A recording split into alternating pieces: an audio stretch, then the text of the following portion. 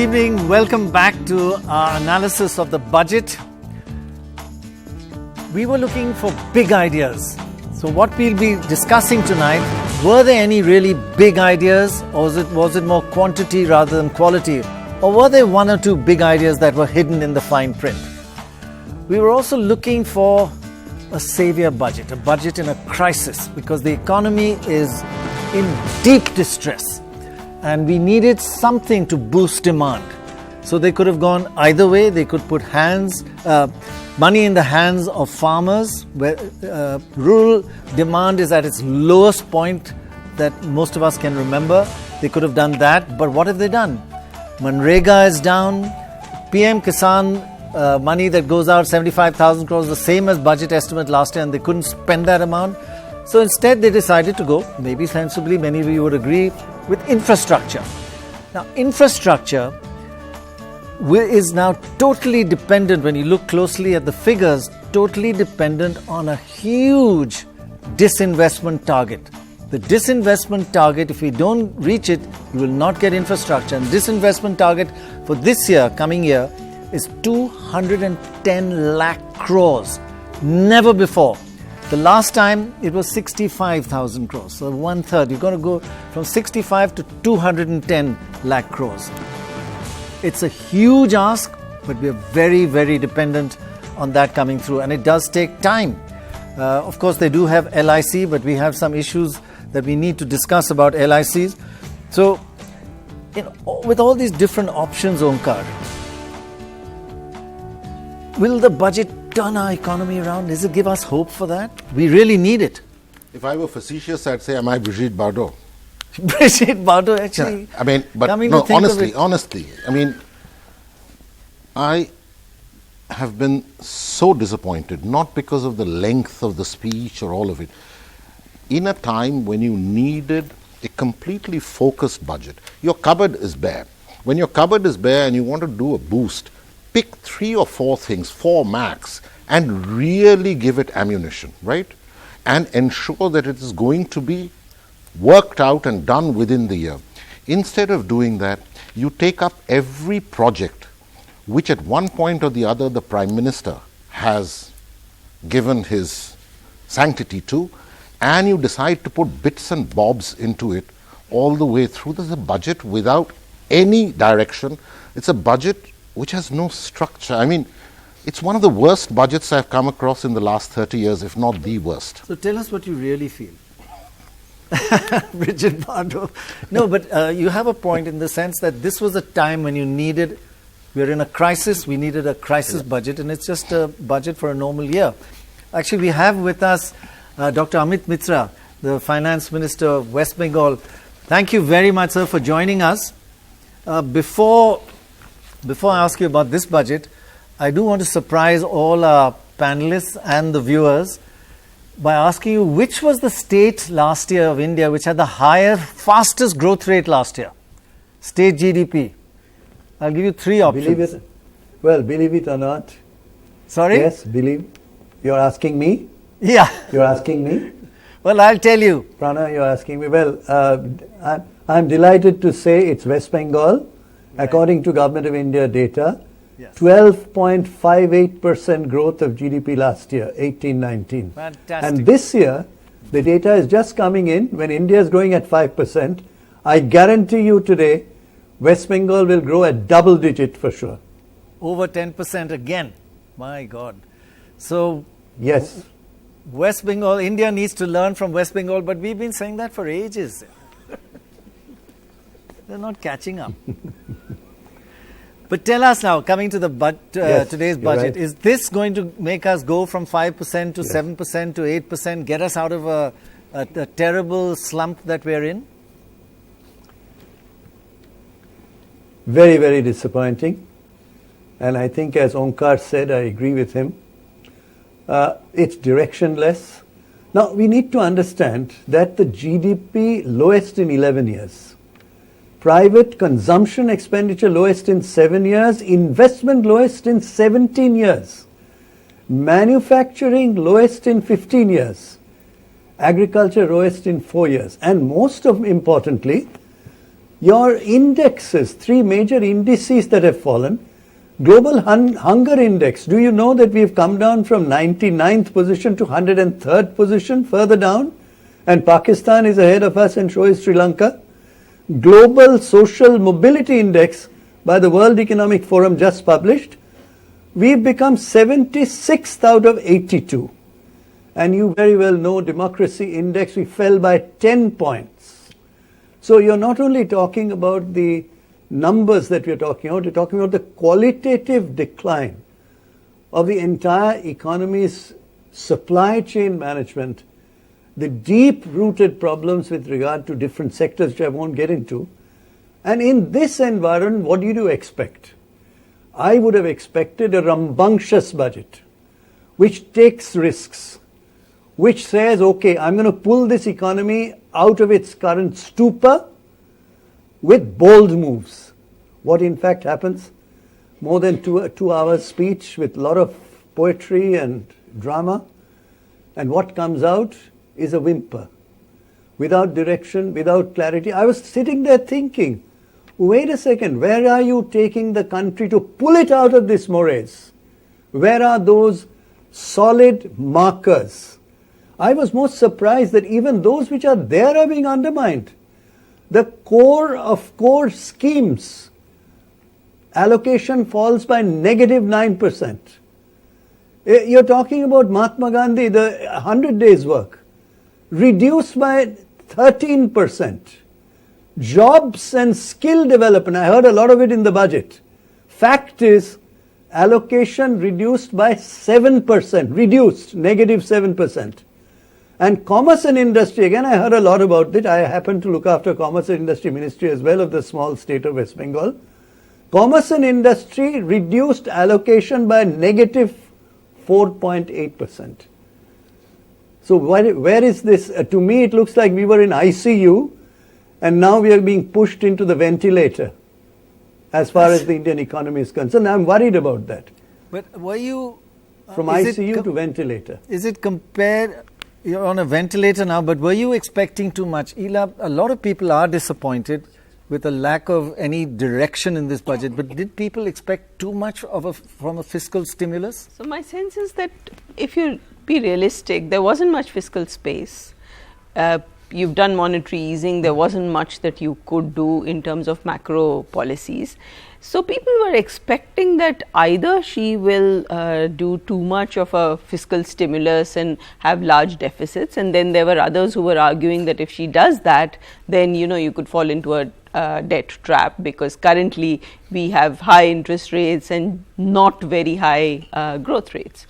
So to be realistic, there wasn't so much that could be done given the way tax revenues have... Especially since corporate tax had dropped by 150 lakh crores. I mean, that was a terrible decline compared to the budget estimate.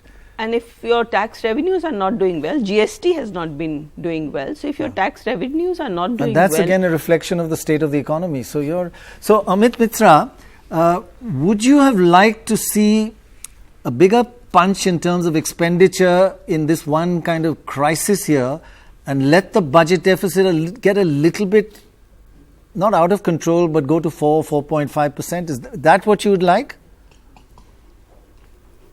I think what is important, Prannoy, is there is a bluff element in this, which I'd like to bring to your attention.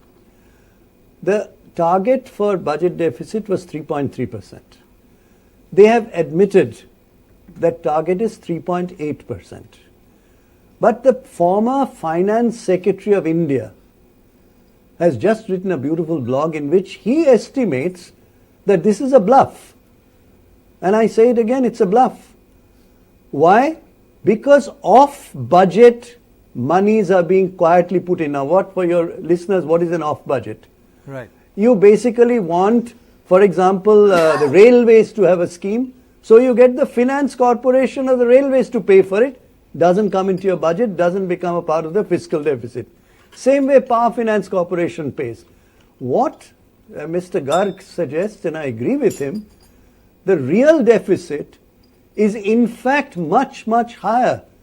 It ranges between 5% to 6.3% according to 2 different studies. Because of the off-budget cheating.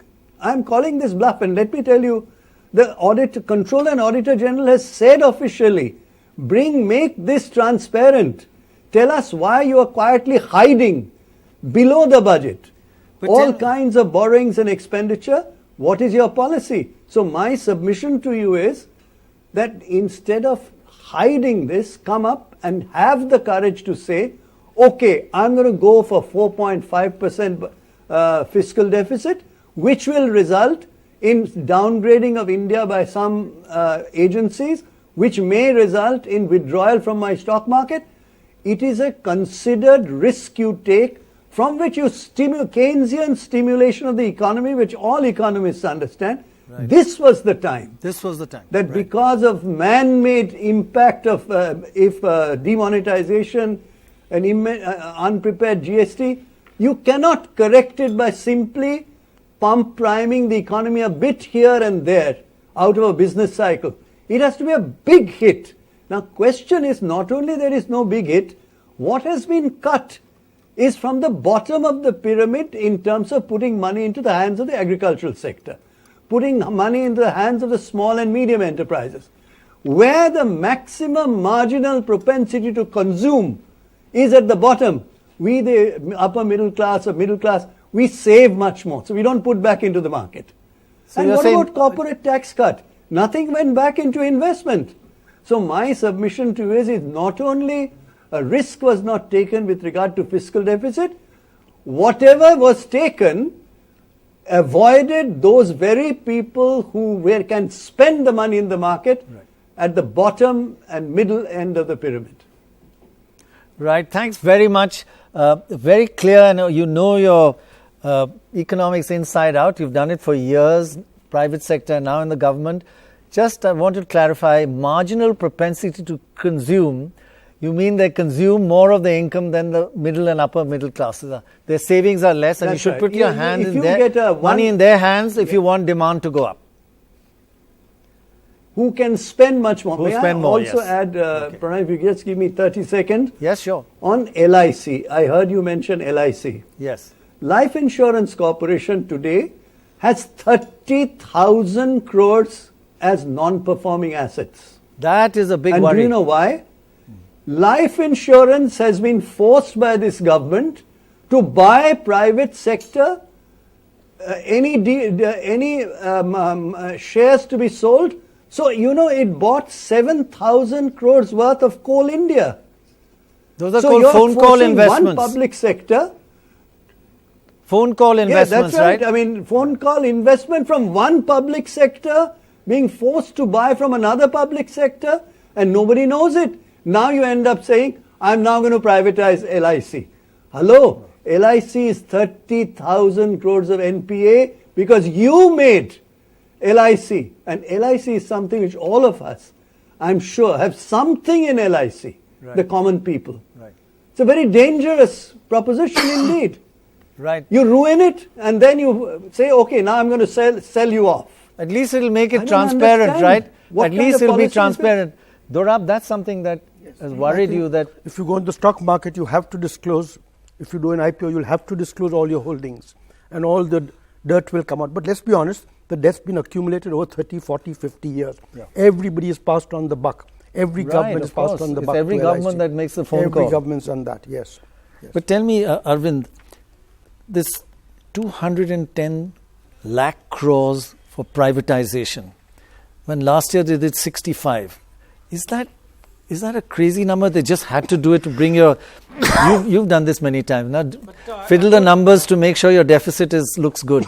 Work backwards. But I would first like to give a perspective which is different from the one you had, if I may. Yeah, sure, of course. Okay. Now, when you're talking about the budget and GDP, right, which is my focus, with primary emphasis on reform, there are three aspects. Okay. One is the fiscal deficit. Right. The fiscal deficit has expanded by 0.5%, which is thought to be the maximum under the FRBM. I would like to hear, does anybody want it to have expanded by more than 5.5? Yeah, I think he says or less than. I think that is they did the maximum. that is Under all. the off-balance sheet items. I'm sorry. I have dealt with these things for 25 years. And that's why we are I of don't remember one year in which there was not FCI borrowing from banks. Okay, that was never on the budget. Just because it's not from the banks but from another source doesn't change anything. So what matters is the change from before. I have not seen a single number. I have talked to private analysts who have given me numbers that it is X or Y, which is now transparent. It is in the budget. It is not correct that it's hidden. The government has listened to these analysts, and it's there in the budget in a separate appendix. So if you want to pursue that, I'll come back to it. The second aspect is expenditure. Okay, within that 0.5, what can you do? You can only shift expenditures from one head to another. The key when you're talking about GDP is the multiplier, the expenditure multiplier. Right. There is an RBI study. These numbers I have not seen. I just have heard them. The numbers quoted a little while back. That the infrastructure multiplier is 3. I've seen that. The Manrega multiplier is 0.5. Now you want to shift it from infrastructure to Manrega? Sure, go ahead, but don't tell me that is to promote GDP. Okay. Second point. No, you believe those numbers? They're not Those your are numbers. approximately correct. The direction, I don't believe the exact number, but the relative stuff, yes, I believe. And over what period of time? Infrastructure 3. No, you have a different view. You presented. Now, let me finish my third I'm one. asking you a question on your statement. You want to get the economy out of a trough right now. Right. Infrastructure takes how long to get your 3 multiplier of 3? Well, these infrastructure projects are not starting today. They are going on. Somebody just said that there is not enough money. So if you move the money in there, okay, we'll come back to your third point. Third point is very quick. Okay, it's very simple, which is actually the negative. I don't think they've done enough. Is the tax reform. If you want to, she can tell you more about animal spirits, credibility, etc. I'll only say this because everybody has criticized the corporate tax, which I 100% supported. Why? Because in the second budget of, call it NDA 1, 2, 3, I don't know what you want to call it Modi 1. They had promised this. Okay, and it had not been done for 5 years. I think that credibility was gone. The animal spirits were down partly because of that they promised something and didn't do it for 4 years. So they had to do it to restore credibility. I don't agree. But where I am a little disappointed is that direct tax code. I think it would have been vital for reform, for stimulating the GDP. Unfortunately, they have adopted incrementalism. And not a big bang approach. Good. That's a good to have the alternative perspective. Joining us now is Naresh Gujral.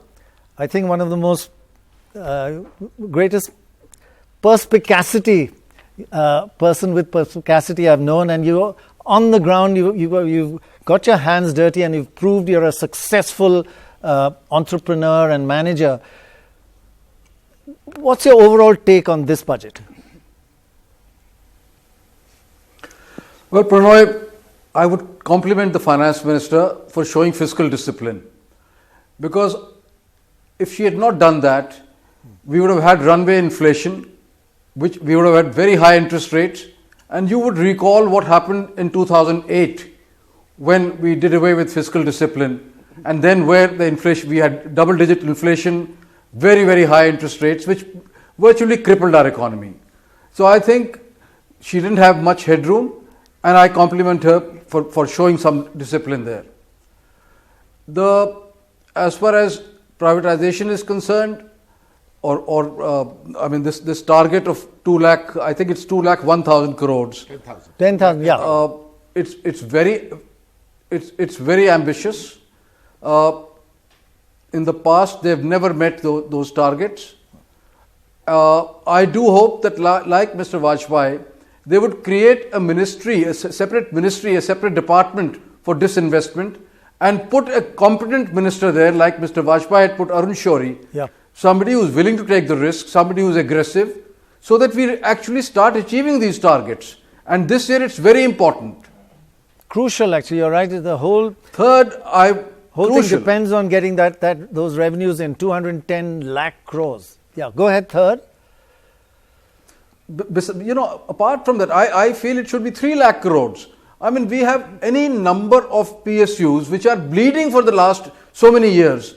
We keep saying we will privatize them, we will disinvest, but yet nothing happens. And that's a huge burden on our economy. So I hope that they put this on a fast track. Right. Tell me something about... Next, I would say... Sorry, go ahead.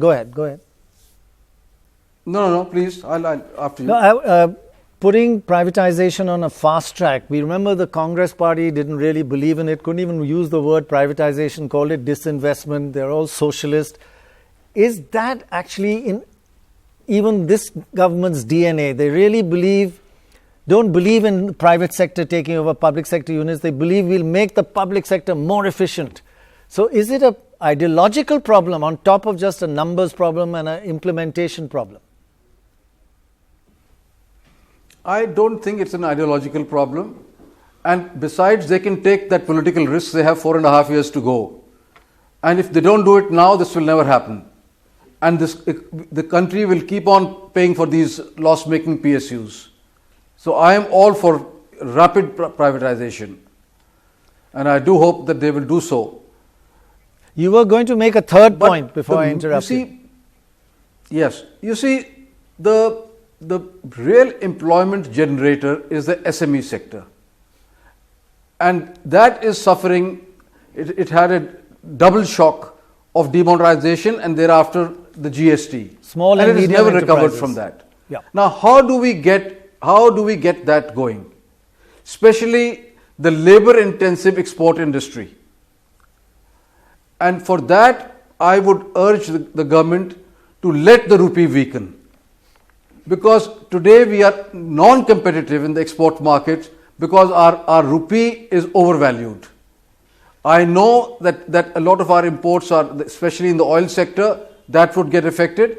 But don't forget, your exports would rapidly rise. You will create a lot of employment which will generate demand. And at the same time, it is an import substitution. So I think this is one thing that they must do now. Last question on this. In fact, exports are in terrible shape. They're contracting.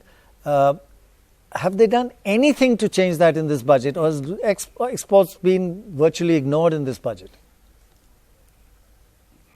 Well, the only thing that they have done is that they've said that all the taxes and duties that an exporter has paid, that would be given back to him, including the state taxes, that would be refunded electronically or digitally. But I do hope that happens very quickly. Yeah, because that's important. Because you can't export your taxes. Right. Naresh Gujral, thank you very much. If Arun Shourie is not available, would you be available for privatization ministry? I think you could do something there. I hope they do something about it. Yeah. Right. Okay. And quickly. Thank you very much They have many indeed. competent people on their benches. Right. So, just looking, Yamini, at imports and exports and the terrible shape we are in on that front, is that another area of worry in this budget? Import tariffs, they've increased. I think we'll get Mukesh to talk about that specifically, but well, that sort of goes back to, I think, the larger question that you were asking in terms of what is the vision and focus. Are we headed in a direction of that is committed to privatization, that is committed to an open economy, or are we trying to do a balancing act between wanting to close our borders on some things and open them up on others? And there is if you look at the economic survey as well, and even the July economic survey, the vision for where growth is going to come from is definitely a vision of an export-led economy, and certainly a vision of an export-led economy that strengthens manufacturing. And yet, when it comes to articulating what that would actually mean, we always fall short. There are fundamental constraints that I don't think we have paid enough attention to, and I didn't see enough attention on that in the budget as well. So I think this is definitely yet another area. You feel it could be an ideological issue, just like the Congress? I think that, I think we have to. I think it speaks to a larger question in this budget, right? Which is, as Omkar said as well, we are at a particular moment, and we have to have the ability to articulate a clear vision and a clear focus, and then just move there. and the budget hasn't done that. It's trying to do everything, and then when you start looking at the numbers, you discover it's probably not doing many of those things either. So the absence of a clear, bold vision with a carefully articulated plan and trying to do too many things at the same time inevitably leads you into this sort of multiple pulls and pressures that you have to negotiate, and it requires political courage. I don't know why that hasn't translated after all 303 and 4 years to go gives you the opportunity. Yeah. So we are joined now by Soumya Kanti Ghosh and Neelkant Mishra. Thank you both very much for joining us. I'll ask you just to give us a very short key points you feel about this budget, your analysis. Either one, Neelkant Mishra, or you can start. Yeah, anybody. Don't feel shy. Yeah. I think there are, thank you, there are a couple of points regarding the budget which I want to highlight, 4 points. Right. The first thing is that if you look into the budget numbers, the tax projections look realistic because we are looking at around 8.7% growth, and that is much lower than the decadal average of around 11%. The important thing is that if you look into the expenditure numbers, the capital expenditure shows an 18% jump, which is much higher than the 9% decadal growth. So there is an push towards continuing capital expenditure so as to pull out the economy. However, a couple of more things which are positive in the budget. The first thing is the increase in the deposit insurance cover from 1 lakh to 5 lakhs. With this increase, now if you compare the ratio of the per capita income of India and the insurance cover, India actually moves up the ladder significantly. The second positive thing in the budget is that the budget has actually significantly enhanced the export insurance cover for the banks. So it will make banks easier to extend loans to the MSME under both the pre and the post shipment credit. The third thing is that there is a significant jump of around rupees 8,000 crore on fundamental research of quantum, which could also be helpful to fintech and banks. However, there are a couple of points in the budget which looks a little introspection. For example, the first thing is that they move towards a taxation regime whereby you are actually saying that if you forego the tax concessions, that actually needs a little bit amount of research, because as of now, India is a country where the social security cover is significantly on the lower side. So I am not sure whether that incentive to save needs to remain, because that is an important element in important household savings, because household savings has been declining in the last couple of years. And finally, the other important thing is that if you look into the overall government borrowing program, a significant chunk of that is going to be mobilized through small savings. The total number is actually at 2.4 lakh crores. So this means that the interest rates, specifically the bank deposit rates, are unlikely to go as significant decline from the current levels, because they are they also compete with the small saving rates. So overall, bottom line budget, is, but there are some things which bottom line, has it done enough to get us out of our financial crisis that we are in? I think there are some positive states in the budget, but some needs a little more of introspection. That's spoken like a true Bengali. All depends. Yeah, but I think the points you made are very valid in terms of your analysis. Thanks very much for joining us, and let's hope those positive factors you mentioned are implemented and do take effect. Neelkant Mishra, you're one of the brightest, and I know all your previous work in this area. So what you're going to say, we are all going to take very seriously, so be careful. Thank you. That sets a very high mark. See, I think a lot of the discussion tends to be about the budget speech, but I think the real juice for analysts like me lies in the numbers. And the situation, I think, as Ila also alluded to, was very tight going into the budget. If the economy is slowing down, your tax revenues tend to come down. If you raise the fiscal deficit too aggressively, you have a big problem with the transmission of interest rates. Anyway, there is a problem right now where the RBI is cutting rates, but they're not getting transmitted. And one of the key factors has been that the spread between the government borrowing rates and the RBI set rates has been too high. If you had set a fiscal deficit target which was beyond the FRBM specified limits, it ran the risk of pushing up interest rates, borrowing rates, and that could have driven us into a very dangerous spiral. So what I think the budget does is puts forward some very credible numbers, unlike in any time in the last couple of years where the first reaction from everyone was that the tax growth numbers are not credible. This time that is not a question that is coming through. Do you think the 210 lakh crores in disinvestment number is credible? Disinvestment. It's never been more than 100. Yes, so that's crores. actually the. Yeah. So that's the interesting part, that even the next year, where the government is budgeting a 10% nominal GDP growth, the tax revenue growth numbers for indirect and direct taxes are broadly in the same ballpark. So they're not expecting a significant improvement in compliance, which is, I think, makes the numbers quite credible. But instead, the expenditure to GDP growth, expenditure to GDP is still rising. And that is being funded by non-tax revenue. So this is actually something that's very interesting, that in a slowing economy, you need to tap into resources which are not about taxes, and there is an attempt to do that. And I'll address the disinvestment question. So there is 1.33 lakh crores that is coming in from the telecom ministry. There is 2.1 lakh crores that is coming in from disinvestment. Out of which, as the government has specified, about 90,000 crores they are saying will come from the stake sale, strategic disinvestments in financial firms, which one assumes would include the disinvestment in LIC. Right. So even if they sell 10% of LIC, see, we don't really have exact numbers on LIC, so very hard to value those things. But I think those numbers, those targets can be achieved. That leaves about 1,20,000.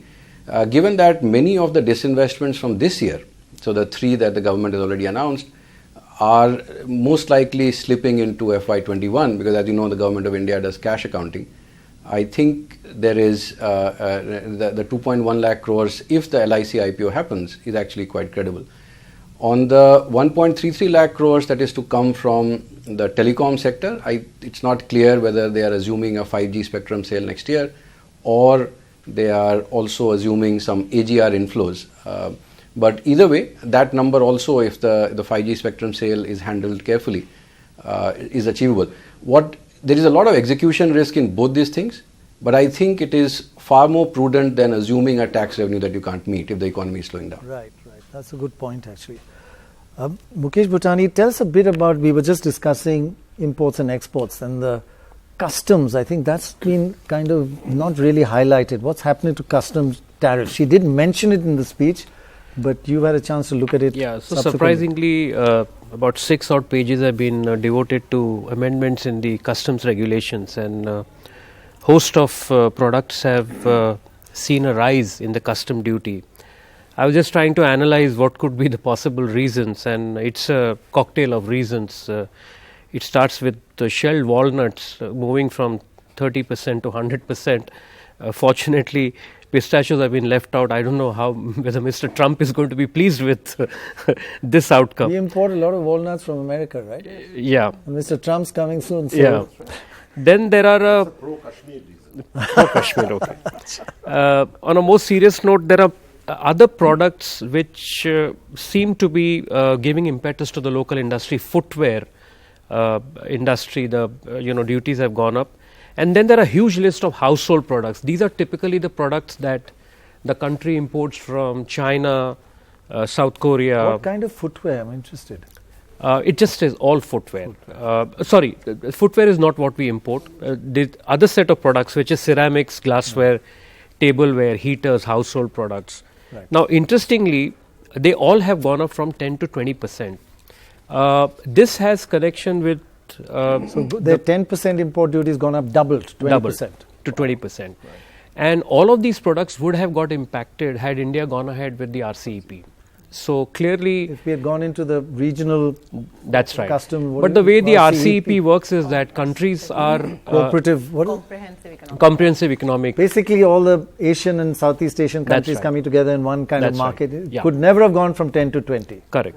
So countries are free to have in their domestic tariffs higher rates, and if you sign a form of a free trade agreement or an RCEP agreement, they are automatically brought down.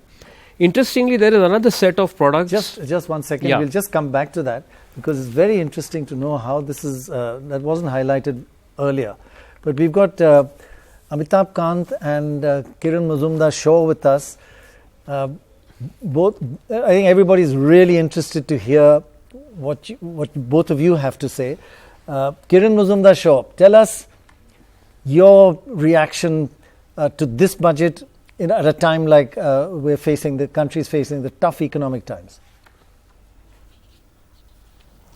So Prannoy, I think from a business sentiment point of view, from a business confidence point of view, the budget has been very positively received by India Inc. because I think it started with the reduction in corporate tax, and of course today the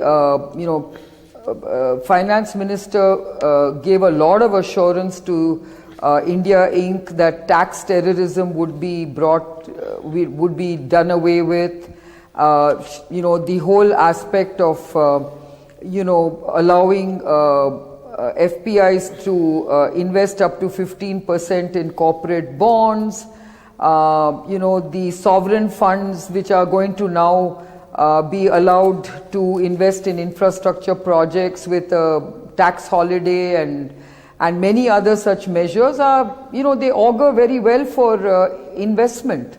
Right. And I think India Inc. at least sees it very positively, including the abolition of the dividend distribution tax, which will certainly boost the bottom line and please the bond markets. But then on the other hand, I think this budget was meant to actually look at how to revive consumption, how to put money in the hands of the middle classes and how to basically get people to spend. I don't think that has been achieved in this budget because, the tax slabs that have been announced are contingent upon giving up exemptions, and that really doesn't make much of a difference in terms of putting more money in the hands of people. Quite important to explain the tax. And the second thing, the tax rates that have gone down. The second thing is also I was just going to explain what you said just for the viewers, that the tax rates that have gone down have not really gone down as much as they seem, because the earlier tax rate you are allowed exemptions to set off many items as exemptions. Now you have to take the lower rate, no exemptions. So it's not such a big drop. Carry on. Yeah. And the second thing, Prannoy, is that, it's all very well to, shift the dividend distribution tax from the company to the shareholder, but I think that's not going to go down well because, you're trying to basically put more money into the hands of the individual taxpayer, and now you're actually going to tax them on dividend received. Which could be that's not going to augur well for them, and you're actually not putting money into their hands. In fact, the tax, they could pay a tax of up to 42%. Well, earlier on they were paying half that. Yes, exactly. Amitabh Kant. So in fact, I think what is going to happen, if I may just mention, yes, please, is that the government is actually going to benefit out of doing that because they collect more tax on the dividend. Yes, absolutely. Actually, that's been, I think, quite an important impact, Amitabh Kant, on the stock market dropping nearly 10,000 points. 1,000 points, sorry.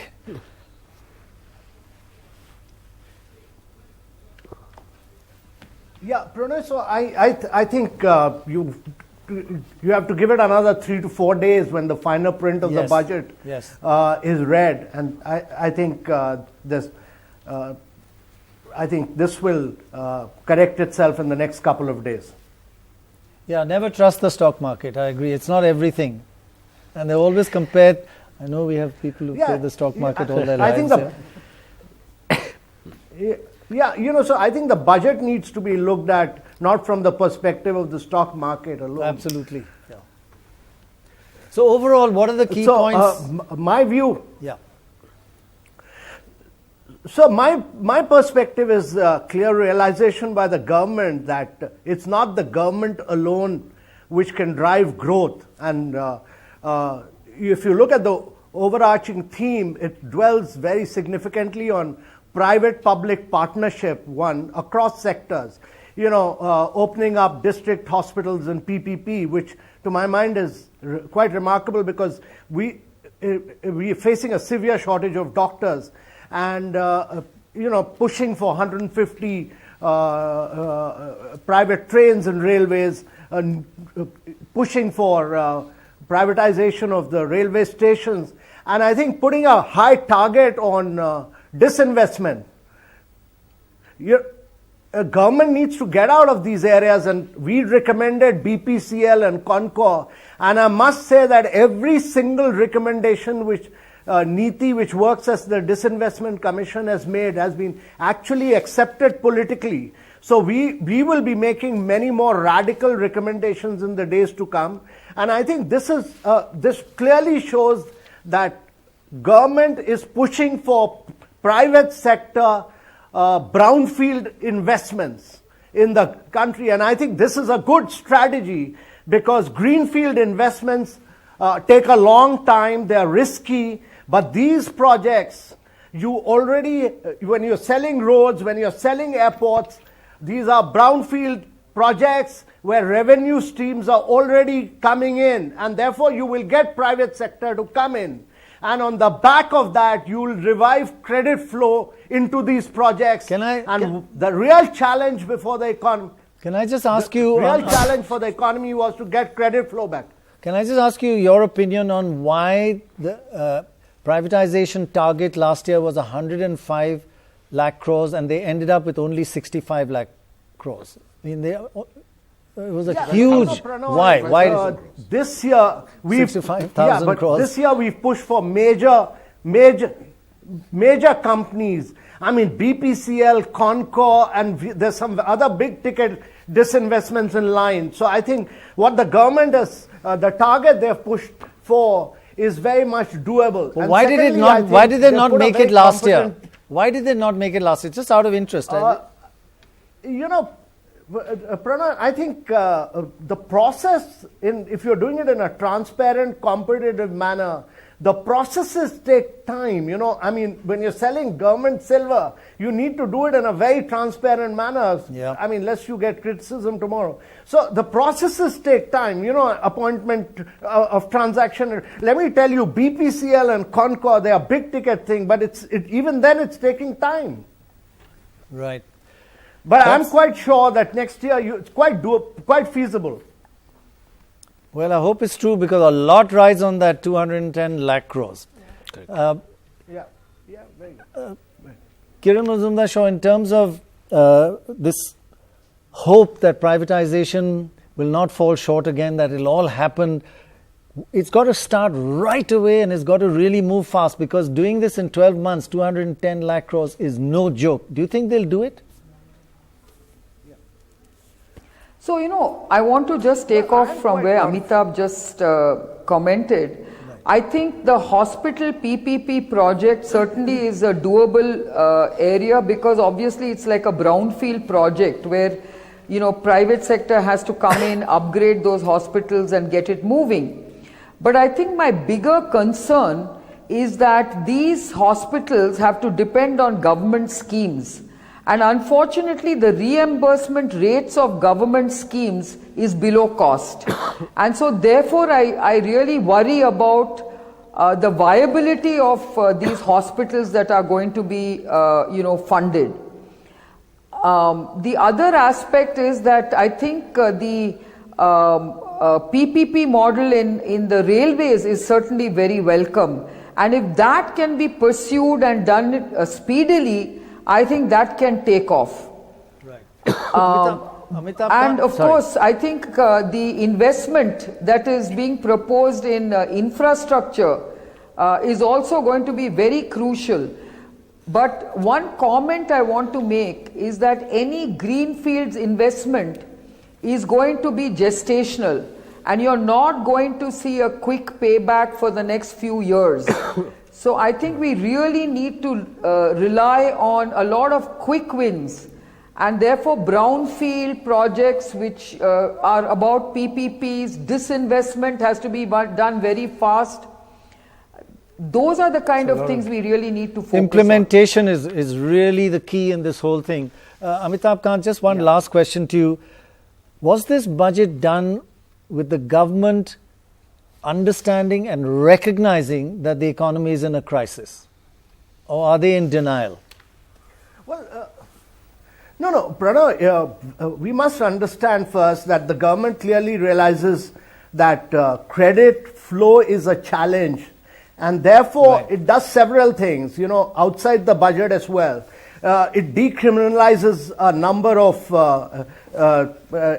civil actions. And outside the budget, if you look at it, it's taken a series of measures to say that every bank loan cannot be termed as a fraud.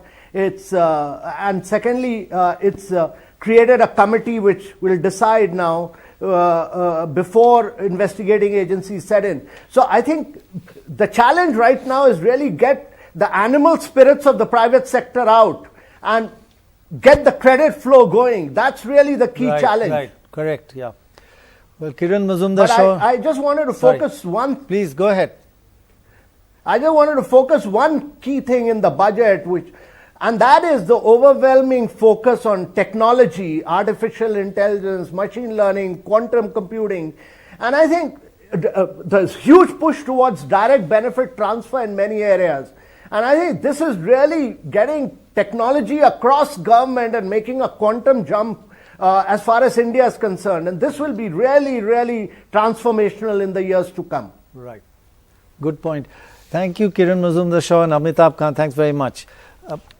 Omkar, the key point that Amitabh Kant was making, that there's this credit flow problem, and it's been a real crisis. I mean, IIFL was almost like our layman. Are we out of that? Is this going to change that? Far from it. Let's take a very simple situation. Take a small or a mildly medium scale entrepreneur, say in a place not far from here, say Ludhiana, okay? And this guy gets an order for, say, 500 million, an order that he hadn't hitherto got. He's got this order. The situation as of now is, with that order, when he goes to the bank and asks for an expansion in working capital in order to finance the order, it doesn't come. The only way he will get some money is if he puts 12 to 14% in factoring against that order. Okay? This is because the banks themselves are scared. Yeah, they don't want to give money. Today, one of the things, it is not the lack of funds in the bank. One of the things today is very simple across public sector banks, and indeed some private sector banks, but certainly across public sector banks, is I don't want, my job doesn't go if I don't give credit. But my job can certainly go if I give credit, because someone could question that credit. And it's become pervasive. I think that's very clearly explained, actually. Yeah, so it's a situation where I actually, because I serve on boards, I deal with a lot of people who are talking about their credit problems, as distinct from being an economist kind of talking about the world, right? And it is really a problem. It's not just small, even medium. The only guys who are not having a credit problem are people who don't actually need the money. Yeah, otherwise that quarter one in March and June 2019, public sector bank credit expanded by 5%. Private sector by almost 25%, public sector by only 5%. And public sector is 70-odd% of the banking business. So, Ila Patnaik, is this budget doing anything about that key problem? Even Amitabh Kant says that is the key source of our slowdown. So, I don't think it's doing enough for that. What you have had on the table for quite a while is a whole array of reforms in the financial sector that would address some of these fundamental issues. So, one, for example, is that there is lack of competition within banking. So, we've given about 2 bank licenses many years ago for more or less over a decade. There aren't enough bank licenses that are being given. And if I may just finish, the second is that even there is also lack of competition to banking. So, you don't have a bond market, you don't have a deep and liquid bond market today. We have a very thin corporate bond market, and we know what happened to the bond market when we had some turbulence and some problems. The proposals are all there. So, you need to set up a public debt management agency, have one bond market which integrates corporate bonds and government bonds. You need to, for banks, you need to allow more entry, improve regulation, have a resolution authority, so that in case there is failure, another bank can come and buy up these new banks that we will allow. So there's a range of things that need to be done urgently. That need to be done, and they will also, even when they're done, it's going to take time. It's not that the solutions will come in the next day. So Nana, you know this sector inside out, and is there that fear factor about that Omkar was talking about? Absolutely. So I think Omkar is absolutely right, and in fact, as Ela also touches on the fact that we have banks that have sufficient liquidity. Some will say that it's that they don't see enough projects that are financeable, but the real reason is the human factor. Who is going to sign on that credit and live up to the harassment that may come 10 years later? So it is good that we are seeing at least a step in the right direction as far as banks go. The desire to set up an advisory board, whether that works or not, only time will tell. To whom these cases get referred, so that every NPA is not treated as a fraud, that NPAs are part of the growing up of an economy.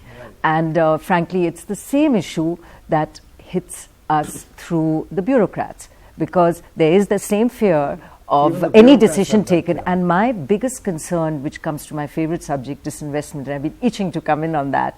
I worked very much on the disinvestment programs under the Vajpayee regime, and I saw the brave decisions that the bureaucrats at the time took, and how many decisions, little and big, had to be taken, and how the minister himself stuck his neck out to get what were really, in fact, simple deals, disinvestment of shares in GAIL, disinvestment of shares in ONGC. These were capital market transactions. But even for that, how we would go around in circles to get approvals and signatures. And in this current context, my heart goes out to the folks that have to sign off on these, because actually that is going to be the biggest impediment. So the answer to your question, can we achieve this 2.1 lakh crore of disinvestment? Absolutely. There are enough beautiful jewels there. It's fantastic that this government has put BPCL out there as a potential sale, profitable, solid, wonderfully managed company. That LIC, in terms of shares, sees a disinvestment, and disinvestments tend to be easier than privatizations. However, the process of execution is not easy. And I would say, if we can draw from the economic survey, the right answer may be to set up Temasek type structures which put assets into a fund where people who know how to manage money, who are brave enough to take these decisions, make mistakes, take it away from, well, hopefully they won't, because some of it is pretty straightforward. Selling equity is pretty straightforward, but you have to know that there's a market mechanism. You have to be answerable to a reasonable set of deliverables as against your job or whatever being at stake. And if we get the structure right and we give the execution authority to the right people, it's entirely achievable. However, I do feel that to see the benefit of this in the next 12 months is going to be pretty hard. No, I just wanted to say one thing linked with what Naina is saying. There's another constraint, and that's nothing to do with the budget, but it's a serious constraint. While the bankruptcy law today, under the bankruptcy code, is a very good set of procedures. The fact is, it is extremely difficult to execute under the National Corporate Law Tribunal. And the reason for that is that unlike in the West, where most of the crisis was on housing mortgage, and housing mortgage is easy to deal with. You take 500 housing mortgages, pull them together and, deal with it. Here, you have a complicated company with all manner of cross ownerships, different plants, and you can't get a good price. Over and above that, all manner of questions are asked in NCLT. And this has slowed, and this affects the banking, because it slows down the resolution process. Right. It also questions what haircut you're taking to make it go through, and locks up the capital in the banking system. I'm going to take a short break. When I come back, I was going to call you Tuhin, but I'll call you Arvind. We'll take a short break, and when we come back, we'll talk about the fear factor, and we'll also have the head of Niti Aayog giving us his perspective. That's in a short while.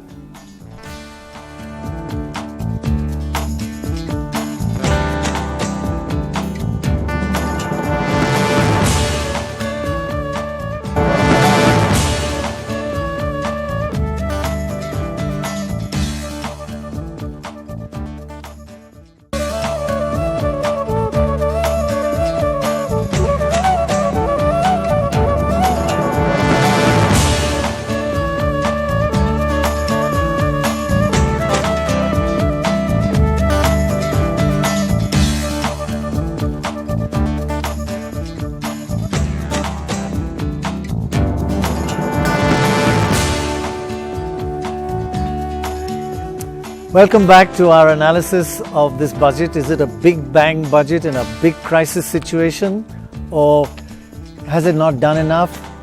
Will animal spirits take over and the economy bounce back on its own? We're lucky to have with us the Vice Chairman of Niti Aayog, Rajiv Kumar.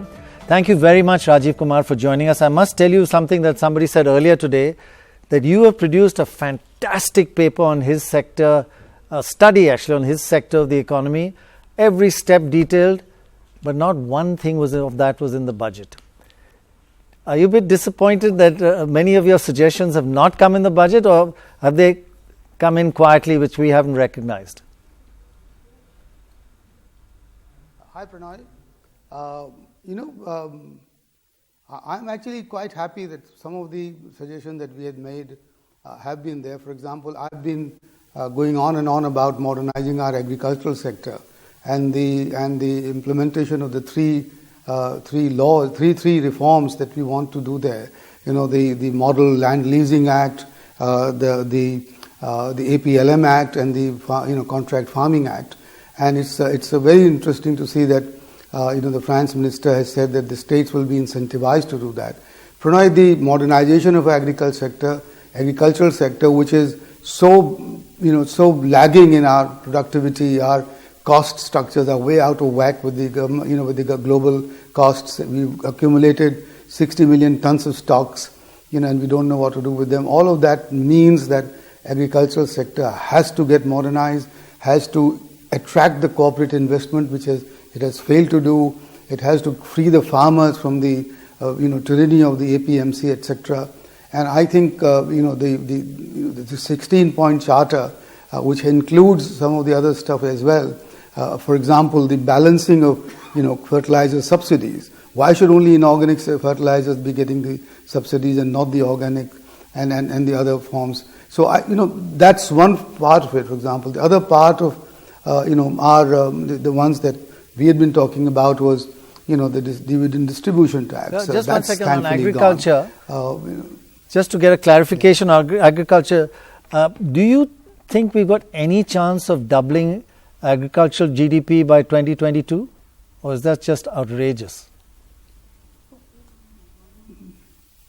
Prannoy, I think doubling farmers' income by agriculture, which is slightly different from doubling agricultural GDP. Oh, you mean in nominal terms? I think it's of course in nominal terms. It has to be in nominal terms. And that I think is very much really doable if we attract the kind of investment that we need for value addition and agro-processing and in agriculture, and also the diversification that we need away from cereals to much more horticulture, fisheries, poultry and the livestock, etc. I'm very glad to hear that. I think it's the first time I've heard that the doubling includes inflation, and it's good that it's clarified, because otherwise it was just sounding way out.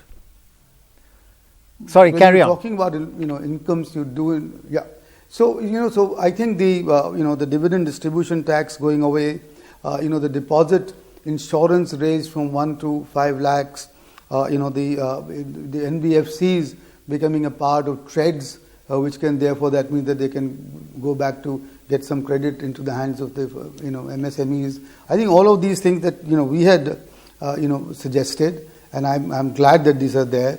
But I think the most important thing that I had emphasized for some time is that you need to end this tax harassment, especially of the investors. And there, the introduction of the taxpayers' charter, I think, will go a long way in getting this done, because for the first time, taxpayers will have some rights, to do that. And this is, I think, a very important step that we have taken.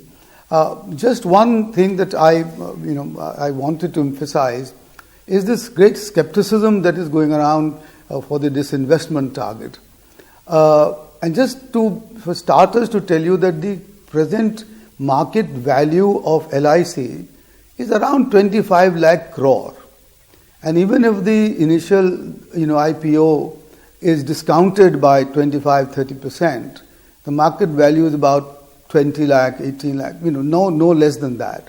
And if the government is able to sell or is prepared to, as it should be, 10% of that equity, through the market, that's a large sum that you will get in one stroke. Right. And moreover, there's one worry there. We had 26 proposals. Sorry, just a clarification. Apparently, we all know every government, when they want something done, phone call to LIC, buy this stock, buy that stock. So they have a large amount of NPAs, non-performing assets, or companies that are, and that's under the carpet because it's not a publicly listed company. But when it goes public, all of that will come out. Is that a worry? That's not at all. In fact, that's a wonderful thing to happen. Finally, the government has bitten the bullet of saying that all of this should be exposed and that's a good thing. True to the market discipline. And it's a very good thing. For the first time, and this is the government's courage actually to take these reform measures, will it affect the GST or the IBC. Will it affect the credibility and the value of LIC when all this comes out? No, but this is why I'm saying that, today I checked today that the market cap value, the market cap for the LIC would be around 27-28 lakh crores. So you reduce that, you bring it down to some value, which is, let's say 20, 19, whatever. Still, if you are able to place 10% of the equity, which you must be able to, then, there you go. Moreover, we in the Niti Aayog have been pushing for, disinvestment and strategic sale, of which 26 have been given the political clearance. The cabinet has approved them. This includes the sale of Concor, the Shipping Corporation of India, and BPCL. But the question is, we know that the BPCL expression of the question is why everybody is a little skeptical. Was the target last year was 105 lakh crores, 1,000 crores, 105,000 crores. 105,000 crores, and they only managed 65,000. Now, when it was 65, to go from 65 to 210, never achieved before in India, there will be some worry about that. Yeah, but which is why I'm trying to lay out before you that this is a target that is achievable, and the importance of that target is that you are not relying on unreal estimates of tax buoyancy, etc., to meet your revenue targets, and creating much greater space for the private sector. Prannoy, the last year was exceptional in terms of the election, the new government, the disinvestment department having some changes in leadership, etc. All of that has been sorted out. Air India, the expression of interest is out. BPCL, the expression of interest would be there. This particular figure in the budget, I think, is critical to understand the government's approach for bringing in much greater private sector play and withdrawing from the economy, Right, as right. has been promised. And I think it will restore the credibility of the government in many ways if and as we should achieve this target. So, by the way, I think in giving the investment a real boost by the DBT, by getting the 15% tax rate on power and manufacturing, by sovereign wealth funds being given the tax reduction, the investment boost that it tries to give, despite the fiscal stringency, I think I think this is a very balanced and decent budget, of which thankfully, some of the suggestions made by Niti Aayog have been accepted. Great, thank you very much, and particularly those two clarifications. The nominal, we're going to increase double farmers' income in nominal terms, and the other one is the interesting, first time I've heard an estimate of the value of LIC, and you're prepared to cut it a bit if the non-performing assets become public, and that's a good thing. So good luck to you. Thank you very much. Good luck to you and Niti Aayog. Thanks very much. Now, you are listening to all this micro stuff. You're a macroeconomist. Isn't this all beneath your dignity? Depends on what your objective is. To confuse people. Okay. Now go macro. Well, that I leave to the politicians. You had several of them. No, not too many. No, we don't have many. By the way, I've written a detailed paper analyzing the GDP decline, which I laid to 3 causes and tried to link the policy reforms to those causes. I won't go into, like you said, I don't want to confuse you particularly, though your public will understand, you won't. Exactly, that's exactly what I said. They may all understand, but I won't. I'm out of it. But the key, I basically identified 3 key things which were still missing or which had to be corrected, I thought, to in get this the budget. economy back up. And I thought one out of these 3 would be enough. And very briefly, one was, of course, the direct tax code. Why? Because the corporate tax doesn't touch 70% of the economy which is self-employed, right? You can keep talking about MSMEs, but they are households which are self-employed. All those pay direct taxes. The direct tax code is much too complicated. We've been at it for 12 years. Too many vested interests. I'm sorry, maybe he can tell us if he is one of our vested interests. He's not vested interests. He likes complicated. His friends, maybe. Okay, and the second thing? So that was one. The second is GST. I think we have perhaps discussed this many times. It's too complex. You talk to any small person. Yeah, you're right. Their expenditures just to the honest people suddenly saw a huge increase in costs of compliance, right? So that, again, good point, and the third one was, which there are some hints in it, is the fertilizer subsidy. I think we've got to a stage where people understand that this is spoiling our land, water, everything. It's too excessive. I mean, we have been discussing this for I don't know how many years, but something has to be done. Public has understood. So the thing is, it should not be so difficult to shift it to other things. Right. Now, there is a hint that some of it could be shifted to organic fertilizer, etc., but it has not actually happened. So there are a lot of, in my view, they are little starts. Yeah, but what I miss is the big bang. I must admit, it seems to be incremental. I think they are acting on all these things and several others, but it's an incremental type of approach. Yeah, not the big bang. Ratan Roy, thank you very much for joining us. Really great to have you here. And with all your experience in and out of the government, does this budget lived up to your expectations at a time like this in a crisis? One thing I learned, I've never worked with government.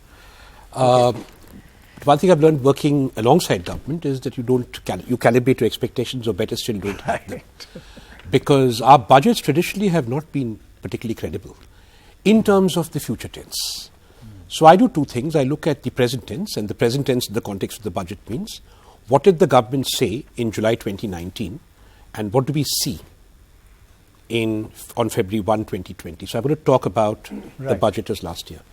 What we see is what I said would happen very clearly. You did actually predict that we were going into a real fiscal crisis. You did say that. I didn't actually say fiscal crisis, but that was the term the media used. I said we are going through a medium-term structural fiscal stress, and I'll tell you why. The government of India, for some time now, is not collecting the taxes that it says it intends to collect in significant measure. And that has happened again this year, as I warned last year. Last year we had the additional problem that the government deliberately chose to take numbers that it knew were not credible, that did not reflect the full extent of the tax shortfall. They knowingly didn't do it. The economic survey, of course, presented them the day before the budget, so I got them there. And the tax shortfall then was about 1% of GDP plus. This year I don't know, because we have the revised estimates. They seem credible to me. But even going by that, the tax shortfall this year is 0.7% of GDP. Now, the entire increase in the fiscal deficit, the entire increase, is 0.5% of GDP, which means the entire increase in the fiscal deficit has gone not for counter-cyclical if you're a cycle person, or expansionary fiscal policy if you're a structural person. It's all gone to fill the tax hole. Add to that the disinvestment shortfall, which I heard Rajiv say quite nicely will restore the credibility of government. So it clearly needs some restoring, because it's been consistently the case that disinvestment targets have not been met. And what we have been doing... Are you worried this time it won't also? I am absolutely confident it will not be met. We'll talk about this next year. There's no doubt in your mind. 300% increase in disinvestment receipts, LIC notwithstanding, no. And I think, by the way, it's also very disingenuous to conflate two things. This is not a privatization of LIC. This is the flogging of 10% of LIC equity to fill an income gap. So this is not a privatization at all. So to talk about this improving the participation of the private sector, I'm afraid I don't buy. One. And in terms of the income gap, if you're going to sell your assets to fill income, which is classic, we have 2 eminent board members here, possibly more, is a terrible thing to do for a company. It means you're in bad shape.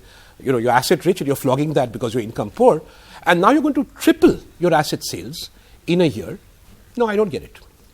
But this year, the disinvestment shortfall was 0.2%. So you add that to the tax shortfall, what you actually see is that total expenditure as a percentage of GDP is lower in the revised estimates because of this than total expenditure in the budget estimates. So the government is not able to collect the taxes it wishes to collect. It is not able to disinvest to the extent it said it would. And when we come to the present tense, we therefore find the government has to cut expenditure despite raising the fiscal deficit by 0.5% of GDP. Now, if that's not a serious structural fiscal situation, I don't know what Just repeat that. You're saying the total expenditure this coming year is... No, that the year foregone. The year just gone by. Just gone by is lower than... As a percentage of GDP is lower than what the government said it would be in July 2019 when it presented the budget. Right. What the government has actually spent as a percentage of GDP is lower. Right. And we have a fiscal deficit that is, the reason for that is you have a fiscal deficit which is all gone in partially filling a tax shortfall, and you have failed in disinvestment. It's a very serious situation. Now, moving on to next year, the government, I must say, has been transparent and modest. It continues to project a minor fall in the tax GDP ratio. And that's a good thing. That's an honest thing. And I commend it.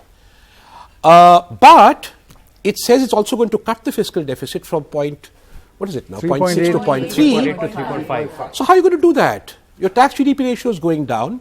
Okay, you'll flog your public enterprises, both those that you haven't disinvested, and you'll get a little more dividends and profits out of them. Wonderful. But that's again relatively minor. That's again about 0.16. The whole budget next year is contingent on this 300% increase in disinvestment. Yeah. The driver there clearly is we will finance a reduction in the fiscal deficit. Everything depends on that. Everything. The reduction in the fiscal deficit and a small increase in the expenditure GDP ratio is entirely contingent on the disinvestment target being met. That is a very, very serious hostage to fortune. I'd like to move on to, I think it was very well put and very clear, and we got the picture there, but now a little more on the micro side, the Abhijit Banerjee side, who Arvind loves. Manrega down. PM Kisan, same budget estimate as last year, but they couldn't fulfill it. Many of the social spending programs are down. Why is that happening? Isn't that something you want to raise at a time when there's a demand crisis? Well, I mean, as Ratin very eloquently explained, they don't have the money, and they are not being completely. They at least have acknowledged that much. Having done that, though, when you're constrained, the opportunity to make the right choices opens up. And in fact, what baffles me is why is it that despite that in recognition of these constraints, they've made all the wrong choices. And just take NREGA and PM Kisan as two examples. PM Kisan helped the government last year. It helped the government last year because the implementation hurdles they confronted. Maybe we need an election every year. Yes and no, because then you get these big announcements which you can't actually fulfill. At least we haven't got those big announcements. But PM Kisan helped because expenditures, because of implementation failures, expenditures were low, or perhaps deliberately as well, and that helped give a little bit of money where it was needed for the government. Now they've increased PM Kisan back up. So the revised estimates went down, but it's back up to the budgeted estimates of last year. Yet we know from experience that the implementation of PM Kisan isn't going to be very easy. Plus, PM Kisan is only limited to farmers with land holdings. NREGA is a program. Farmers with land holding, that is a problem. Because of course, because you have... The poorest are the landless laborer. Absolutely. NREGA is a program that the government has had a long history of implementing. Of course, it too is riddled with its own problems. But if you just look at demand for work and the existing liabilities, you get a sense that the implementation is a little more solid than PM Kisan. Yet that's where you choose to cut, and you already have a pending liability of 4,000 crores spillover. Why would they have cut that? I mean, it's like look. You already known that the rural sector. It's not our program. That's the surely no, it's but not. look, no, but I think that it goes back to you can't do everything, and you have to make up your mind what it is that you want to expend your political capital on. NREGA has, as he says, not necessarily always been the favorite program, because there is a view that a cash transfer might be a better way of doing things than NREGA. Now we can talk about whether that's right or wrong, but that's not the issue on the table here. NREGA is continued because we didn't have PM Kisan until recently, and I think that this is some kind of, can we see if we can do a little bit of both while we phase out NREGA? I don't know, that's a guess. But in a time of crisis, when everything else that they are trying to do, especially when it comes to infrastructure, we know that that's going to take a while to in fact reap its benefits. You have to act now. This is a budget for 1 year. This isn't a long budget. There's no midterm fiscal but there were a lot of targets of 2025, 2024. Targets, look, I mean, it's like I'm going to reduce my fiscal deficit from 3.8 to 3.5, and we know that's not. So forget the targets. I'm just saying you have a current crisis that you need to resolve. It's a 1 year budget. This was a time to, within your constraints, enhance NREGA and ensure that money is going where it needs to, so that you can at least ensure that the most distressed, we know that consumption is down, particularly in rural India. Don't forget also at the same time food subsidy has been cut, and that goes back to this other issue of agriculture. So I'm delighted that agriculture was the first thing that the finance minister talked about. 16 action points, great. We can quibble about whether those are the right action points, but you cut food subsidy, that has an impact on MSP. What is that going to do then in this current moment? So that's where I think the choices seem to be somewhat baffling. Why did they cut food subsidy? Well, I don't know. FCI has also been a source of all the same reason they cut corporate tax rates. Sorry, I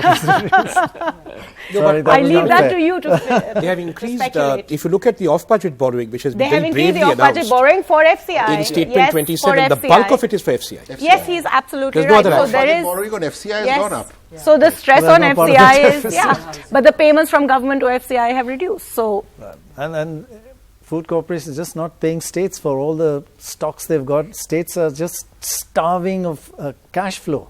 And again, back to, you have a current crisis that you need to resolve. Whatever your long-term plans are, you want to phase out PDS, different issue. But right now, we know that states, particularly the poorer states, Madhya Pradesh, Chhattisgarh, Odisha, Bihar, these hard-to-reform states have actually made significant shifts in reforming the PDS system.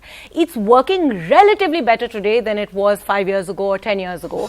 In this current moment, this is the time to at minimum allow status quo rather than cutting down here. It's going to harm more than help. Very true. Let's now move on to another area, Mukesh, which is a little above most of our pay grade, but you would be able to explain it to us. All this stuff they're doing about tax terrorism and appeals and settlements, just explain 3 key points in that.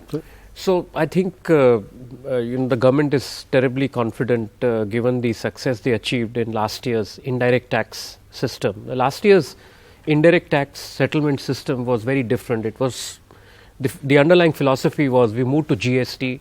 Let's try and clean up the old indirect tax so that you unclog the litigation machinery and move on.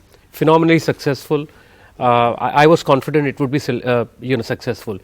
In indirect tax, you have largely classification related disputes. In direct tax, disputes are very different.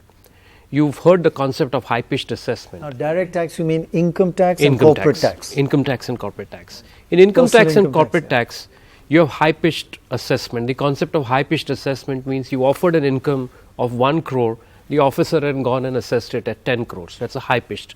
So you will evaluate your options, you will decide whether to appeal or not. As you go ahead, you achieve success, and in 20 years when you get to the Supreme Court, you realize that you have achieved a lot. Now, they are trying to replicate the same on direct tax. I'm circumspect about the success, and I'll tell you the reason why, and I hope I'm wrong, because this is really clogging the system. Number one, unlike indirect tax where they gave 50% payment and 70% payment scheme, in direct tax it's 100%. That means if you want to settle, you have to pay 100%. 100%. No penalty and no interest, correct, but you have to pay whatever that you complained about in the first place. Correct. Now, who will it appeal to? It will appeal to people whose matters are in higher appellate forums, say High Court or Supreme Court, where 10 years, 15 years have gone. Most multinationals and large corporations will feel there's no sense in litigating. We got the relief at the tribunal level. Let's not fight this in the High Court. Now, the mechanism for direct tax appeals is such that 85% of the appeals are before the first appellate forum, and 85% of the appeals suffer from high-pitched assessment phenomena because of whatever, tax terrorism or whatever you call it. So I don't know whether these taxpayers will be adequately enthused to opt for the scheme. And so psychology of the taxpayer also is driven by the fact, am I getting anything out of it? So in indirect tax, you were getting a rebate of 30% or 50%, depending on how much was your indirect tax liability. You don't have this. So that's one part. But I think still it would help clear up a lot of disputes, particularly in the higher appellate forum. Basically, people who think they're going to lose will clear. Yes, or people who feel that issues are debatable, they've got the relief in the first appellate forum, or they have lost the appeal in the tribunal. I think those people will really come forward. Mukesh, I just wanted to ask you something. That was just one of the things I've heard. I was quite enthusiastic about the fact that you don't have to meet your returns guy face to face, that it's going to be... Yes, but I have met practitioners who have said while you meet with them face to face is fraught with one kind of risk, as in people asking for bribes or whatever. This is an entirely different kind of a risk where a guy who you don't know, who knows nothing about your business, is going to jam a tax on you, and then everything is done in an impersonal manner. Sure. And these people are saying you don't think that it's all hunky-dory. It's not going to be like that. So you're right. The e-assessment is not just a faceless assessment. It's called an jurisdiction agnostic assessment. So let's say, for instance, you file your return in Delhi and you come into the e-assessment. Some commissioner sitting in Hyderabad is doing your assessment. Right. So that jurisdiction agnostic leads to a situation where you don't have the background of the taxpayer, which ideally your jurisdictional commissioner would have. Many of the opposition party wants personal agnostic also. They don't want to know whether he's pro or anti-government. Well, I think this step, which was extended this year to cover e-appeals before the first appellate forum and e-penalties, is solely motivated by one reason: just try and avoid unethical practices in the department. Personally, I mean, I've never been to the department for last 20 years. I don't practice over there, but based on my peer group, I do come across situations where they say unethical practices are high, and this will certainly, in my view, curtail those unethical practices. That's a good thing. Yeah. I consider this as good, and clearly I don't think the benefits of this will be visible. So, you're right, Omkar, that being jurisdiction agnostic has a disadvantage. But I think I think what Omkar, another point, that if you're going to get into trouble at the income taxes, you go to the ITAT, Income Tax Appellate Tribunal, and they made some crazy changes there. Yes. So some of these changes that have been made are clearly, in my view, adverse. Essentially, the Income Tax Appellate Tribunal had all the authority to grant a stay, including 100% stay. Now they have curtailed the power of the appellate jurisdiction. I personally doubt the correctness of this from a constitutional law standpoint, because the Income Tax Appellate Tribunal is a part of the judiciary wing. Yeah. But it's an act of the parliament. So they can't stay anything right now. I mean, we say up to now they have been able to, but from now on... Now taxpayers will go directly to the High Court. Because you can skip the ITAT in between. Yes, you can file a writ jurisdiction in the High Court and argue the stay of demand. Because now to tell a taxpayer that an officer will do a high-pitched assessment, you have no option before the tribunal but to get a stay, but for that stay you fork out 20%. That's a lot of money. Yeah. So it That's may weaken the appellate tribunal. It weakens a judicial arm of the government. In addition, it is creating an onerous responsibility on the businesses, and it may be a temporary revenue mobilization by the government, but I think it's counterproductive. Last question on this detail, sorry, because most of us haven't read this aspect, and it's very important to know. They've raised indirect taxes on various items which the prices are going to go up on. Correct. No, so these are import goods, not indirect taxes. So these are the goods that are imported. No, but you were mentioning something about cigarettes. Yes. So as you know, after the GST law, the only change that can be carried out in the budget is on customs duty and items that are still under the excise regime. Excise, yes. So tobacco is under the excise regime, liquor is under the excise regime, petroleum products are under the excise regime. Liquor is under excise. So yes, tobacco excise duties have gone up, for obvious economic reasons. But I think how much has it gone up? Substantially. I mean, there are various kinds of tobacco products. Right. It ranges from 200 to 600%. 600% increase. Depends on the length. Length of the. So cigarettes is on length. Yeah. Gutka and all the other products which are health hazards have gone up. But I think on customs tariff, very interesting changes. 600%, not bad. The goods that were identified in the economic survey as which should be priority for the Make in India program, like automobile, auto ancillary, CKD. So customs duty on CKD, SKD, CBU, all the products have gone up.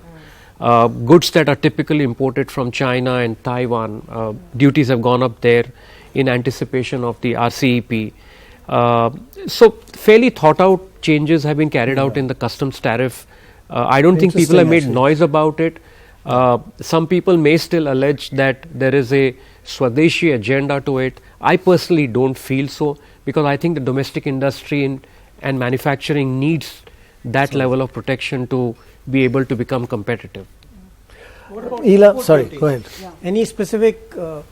I was talking about customs import duties only. No, import of inputs. Input, the inverted duty structure.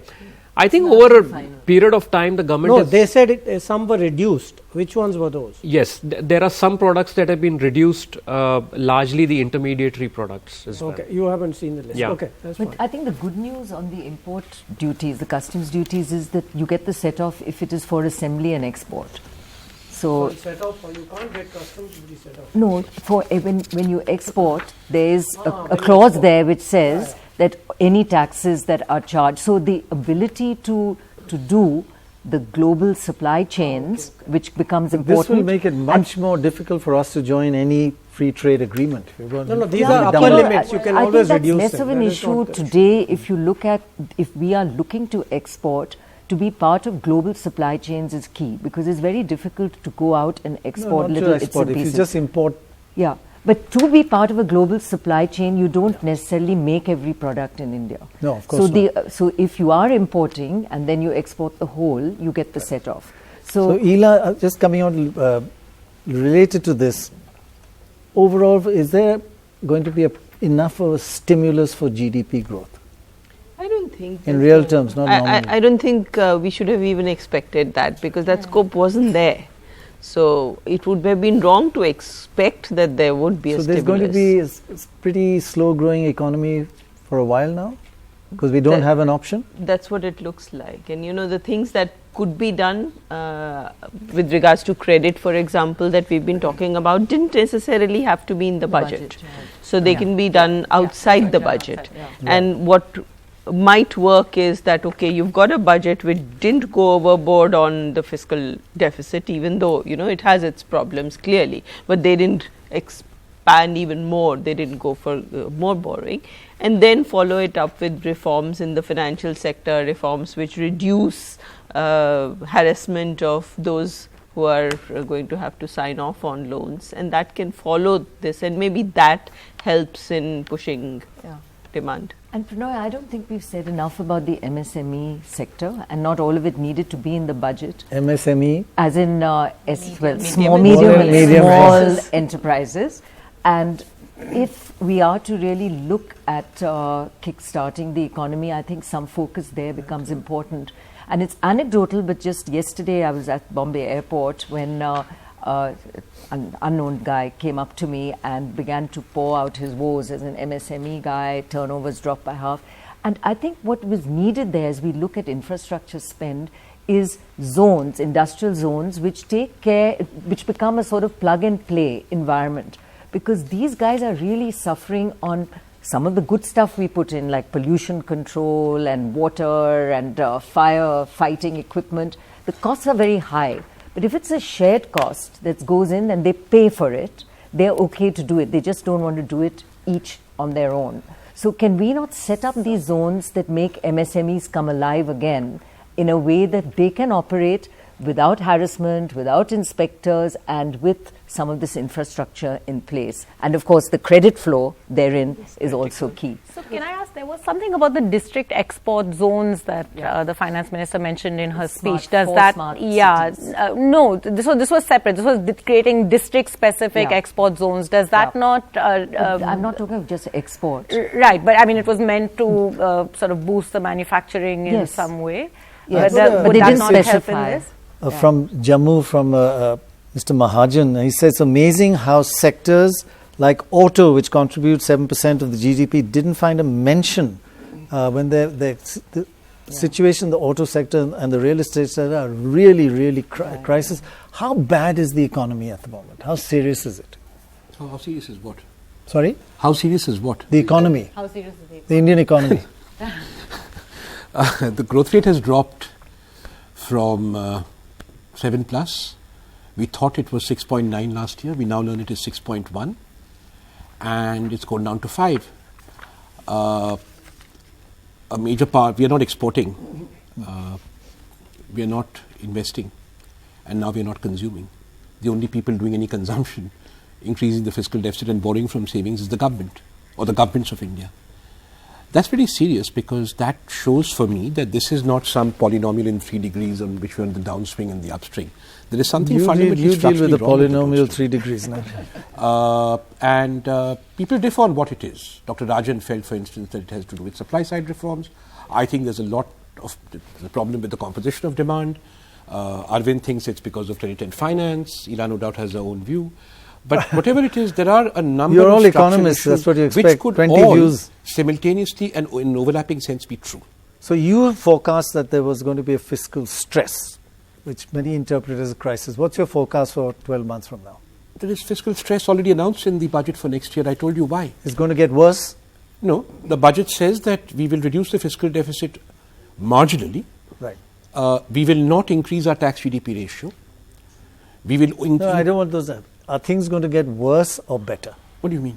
On the fisc? In the economy? In the economy. In the economy, things will get better because things are pretty bad. So I find it very difficult to conceive that the growth rate will not be higher than it is now. I note that people are very happy with getting back to 6%. And that is sad. Because last I heard... And is that 6% genuine? You believe that number? I mean, does that number have credibility with you, the 6%, or is it actually 4%?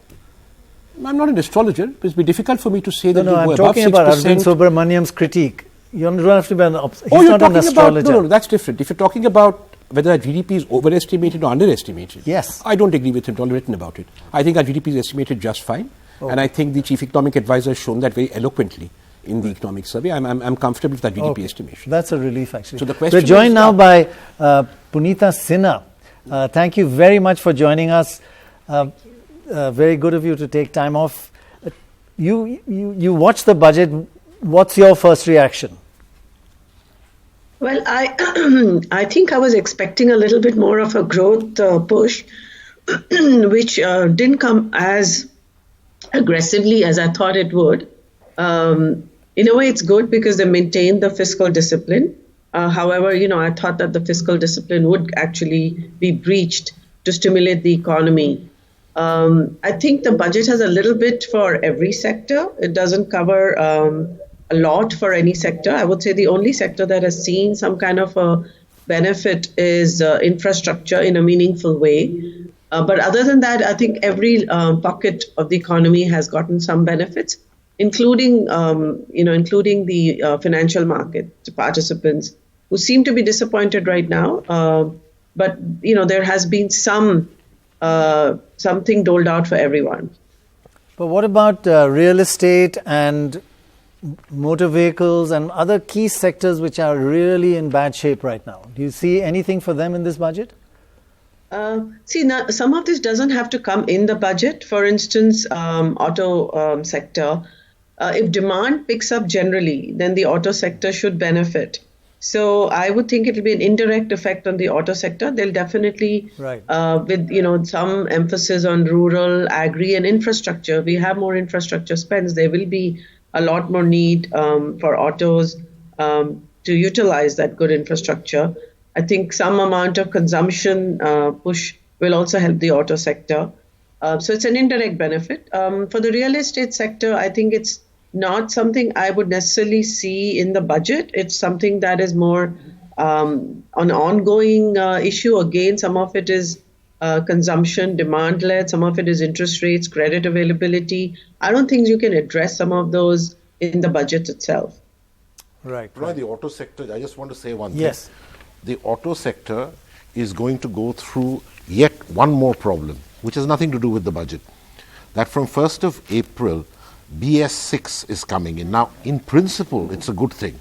However, for a typical two-wheeler motorcycle, the cost of implementing BS6 is going to be between an additional cost of 6,000 to 9,000 rupees per two-wheeler.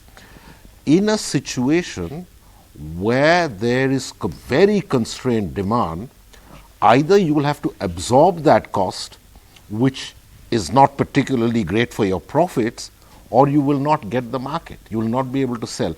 So in auto sector, I would expect this to continue for at least 2 more quarters in the new fiscal. That's very serious, yeah. There's also a push from the petroleum manufacturers because BS6 is more expensive to produce. Absolutely. So they would like to see an increase in the so it's a good thing. It's a good thing. Right. If we were growing at 7%, or it would have gone through. It just happens that it's also at a bad time. Over the last 18 months, I've heard several auto manufacturers, both two-wheelers and automobiles. There has been a regulatory cost increase of 30 to 40%. Yeah, including insurance. You're right. This BS 4, 6 and all this stuff. They have estimated. I mean, this is a rough estimate. The way you're saying BS. So yes, BS 6. Well, yeah. Okay. You got it. and the point is, yes, I mean, if you think of elasticities, autos have high elasticity of demand. Yeah. Talking about micro, right? You wanted micro. I've given you micro for once in your life. Okay, we've got just a few minutes left. Maybe you can get just a summary.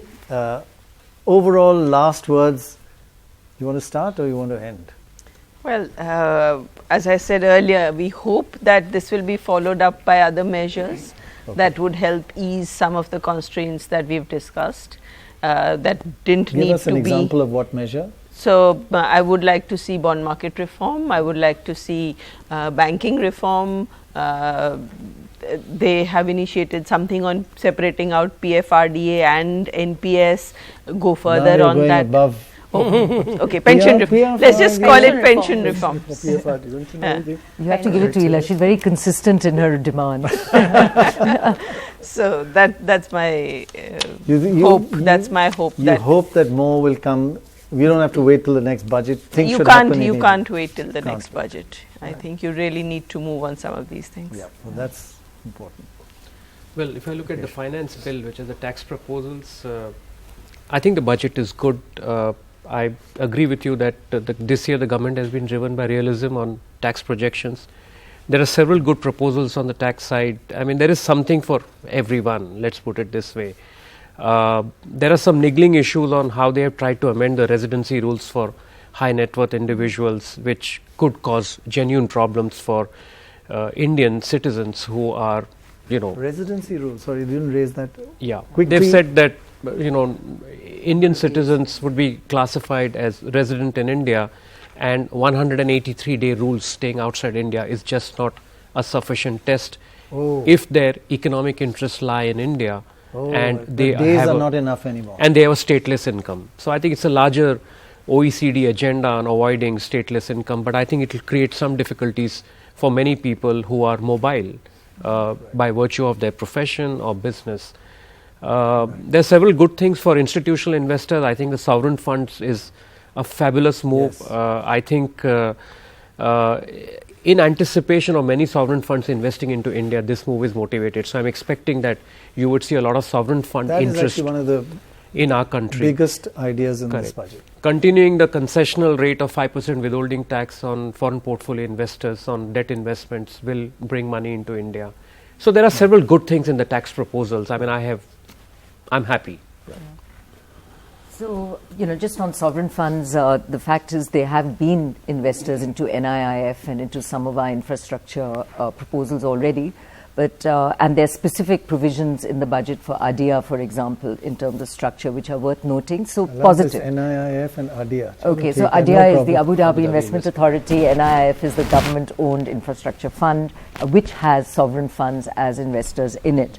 So that is part of a story which is building out quite well, where we've seen the Canadian funds and the Abu Dhabi Investment Authority this is not coming sticking in. to just the sovereign funds. So overall, I think I'm actually of the school that believes that disinvestment can be achieved if you get the structure and execution right, which means as of tomorrow, make sure you have the right team with the right authority I hate to say this. pushing it. You sound like a cricket commentator. Why? If we bowl right and bat right, and if our fielding is good, we may win. We may win. But the thing is, we have the assets, Prannoy. We are not barking up the wrong tree. We Yeah, have the okay, assets. that's the point. The issue is on Are you saying in cricket execution. we don't have the assets? What?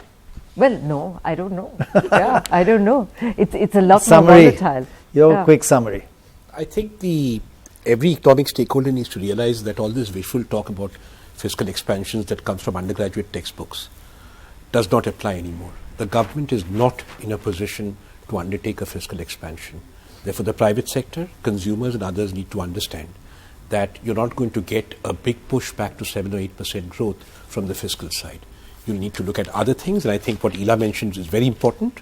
We will have to look at things that don't cost money to make it easier to do business in this country. Right. And that is where I think the focus needs to be. The second thing I need to say, which is very important, is that I do wish that the government would really bring out a white paper on what its own thinking is about this economic slowdown, because it is completely confusing to me. We have an entire budget speech that goes on way beyond lunchtime and starts, sort of mid-morning. And I don't hear the word slowdown mentioned once. Right. This sounds to me like denial. And I'll tell you why this is important in conclusion. Very good thing about sovereign wealth funds. But in this fragility, risk officers are looking at political and institutional risk in this country.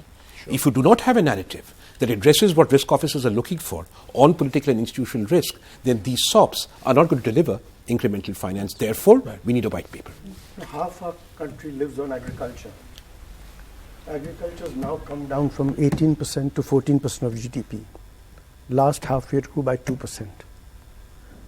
Where is where is the way to lift those? I mean, they are the guys who are supposed to spend. Where is the way to lift them? There is just, you actually cut the allocations in some cases. And if they don't spend, who's going to spend? Half our people work on the land. Yeah. And by the one more thing, GST compensation by law has to be 14% every year. And the provision is 12% this year. Increase. I missed that. Are you serious? I read in the budget. I'm sorry, I didn't write the budget. I'm looking at last year's So they're actual. shaving off 2%? No. On the compensation? Yeah, it's increased by 12% instead of whatever the compensation be. They're supposed to give them 14% more every year. Yes. Only if they don't make 14% increment. Only if they don't, but they ain't going to make it 10% nominal. They ain't going to. So the questions, you at least got to provide for 14% growth. They haven't. They provide for 12% growth. So, as I mentioned earlier, I think, in the budget, you had to do the tax stuff. Otherwise, you'll have another situation like last year, where you did the budget and then you had to do all kinds of correction. So, one option, I think, remains that could we have a correction on some of the points which I made about direct tax code. That would be unfortunate. It would be better if it had done budget. But the rest of it, the things which we all have been talking about for years, the land, labor, etc., exports, there are lots of hints in this about agriculture and others. And I hope in the next 12 months they do it. Otherwise, we are going to have a very slow recovery. So you're like Ela saying you want more stuff to be done. Yeah, otherwise it won't be the kind of recovery that I was hoping for. That is why I'm disappointed, actually. Right. Fiscal expansion is not an option, but rationalization and fiscal cleanup is definitely an option.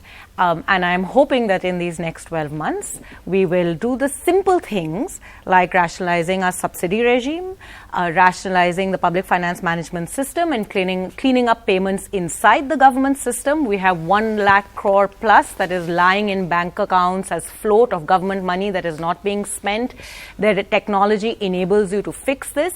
That will suddenly open up money to do more on agriculture, to do more on NREGA, and to lift the bottom of the pyramid up and ensure that more spending takes place. It just needs to be done. The blueprints are there. So I hope that this fiscal crisis and this contraction and Ratin's reminder that we are not going to get fiscal expansion can become the opportunity. I also think that it's very, very important for us to get a better understanding of how the government is thinking about the current economic slowdown. Not only do we need to know why we are where we are today and what steps are being taken in the immediate, we need to be talking about our imagination of growth. It has to go beyond aspirations, economic development and care.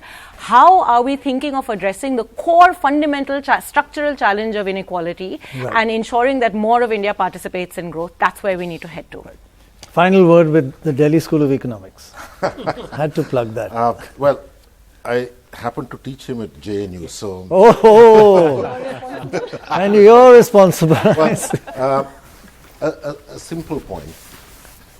When your cupboard is bare or pretty much bare, and you need to do reforms, you don't want to tackle 50 things, 50 programs, because these programs need to be tackled because it has the imprimatur of some senior person who had started those programs. You need to tackle 3 or 4. Forget about the rest.